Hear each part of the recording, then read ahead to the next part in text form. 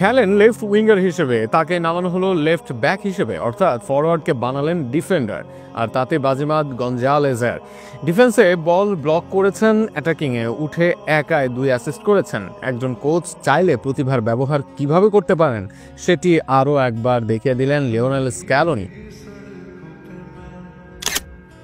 Nicolas Gonzalez forward হিসাবে Argentina দলের নতুন মুখ নয়, খুব বেশি ভালো করেননি, আবার বাদ পড়ার মতো খারাপও নয় তার পারফরমেন্স। কিন্তু এবার দলের প্রয়োজনে মাস্টারমাইন্ড স্কালোনি তাকে দিয়ে করালেন ভিন্ন কিছু।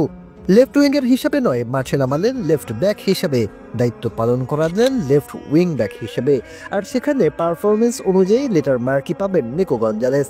ব্যাক থেকে অ্যাটাকে এসে দিয়েছেন দুর্দান্ত 2 অ্যাসিস্ট, আবার ডিফেন্স হিসাবে 1 ক্লিয়ারেন্স, 2 ইন্টারসেপশন, 3টি সফল ট্যাকেলের সাথে 3টি গ্রাউন্ড ডুয়েলস ও 1টি এরিয়াল ডুয়েলস জয়।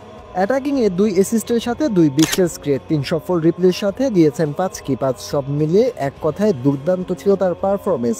মাঝে একটা সময় ট্যাগলিফিকো আর একুনাকে নিয়মিতই দেখা যেত লেফট ব্যাকে, একজন একাদশে থাকলে অন্যজন বেঞ্চে থাকতেন, তবে খুব ভালো বিকল্প আসেনি এই পজিশনে। তাই তো বিশ্বকাপের আগে নিজেদের পজিশন অনুযায়ী খেলোয়াড় তৈরি করে নিচ্ছেন স্ক্যালোনি।